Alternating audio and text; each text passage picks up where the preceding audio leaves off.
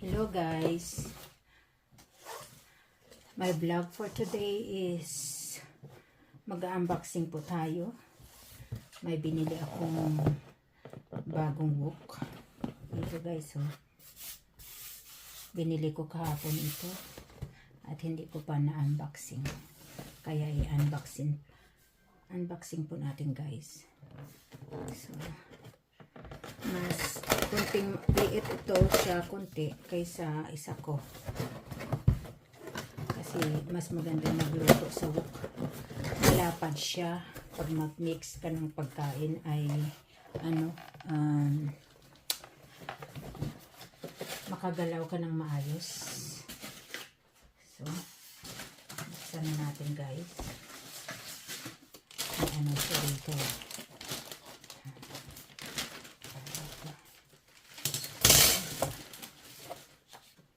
Yung tatak niya is WMF wok. Gusto ko yung nila tatak na ito. Ganda ng quality. Yun guys, na ganda siya. So may siya para yung pang dry ito. So, ang bago ko namang laruan. Talaga nga naman, totoo ang kasabihan, pag tumanda ka, mahilig ka magkukulit ng mga bagay na talaga gamit sa kusina. Ito guys, oh, tingnan mo naman, ang ganda siya, stainless na. Yan ang tatak sa likod. Guys, na ganda siyang gaan.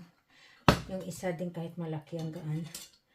Yun, pag magluto ka ng pansit o magluto ka dyan, tapos may siya, yung pagluto na yung iba patutuloyin mo dito para matanggal yung taba, yung mga natirang mantika sa katawan ng, katulad ng spring rolls o kaya isda, kung anong piprituhin natin, no?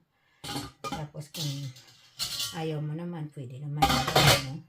Kaya diba, ganda guys, no? Ang ganda ng bagong laruan ko naman. Yan, wok. Hindi siya maliit lang siya kaysa isa. Yung isa ko kasi malaki siya. Nilutuan ko kanina ng pasta, yung niya, spinach. Ito yung sauce, white siya sauce, pero nilagyan ko ng spinach para healthy. Blender ko muna yung spinach. Yan, diba guys, yung hawakan niya ay ibang style.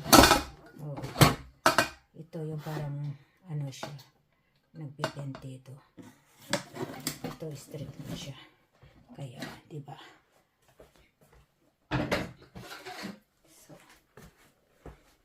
Ganda guys, no? Ganda. Gusto ko pag magbili ako ng mga gamit ko sa kusina, ito lahat yung tatak WMF. Hapon ko ito binili. Dami kong binili kahapon, pero ito lang no? Kita nyo naman.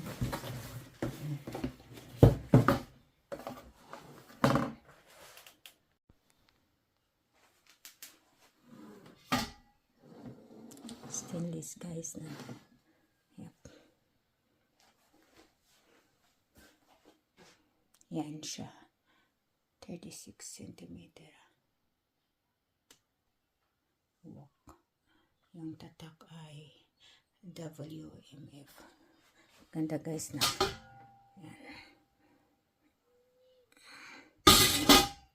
So, diba? Okay guys, thank you so much. Thank you so much for all your support in my channel, no? God bless all of you guys, and I love you all. Bye bye. Bye.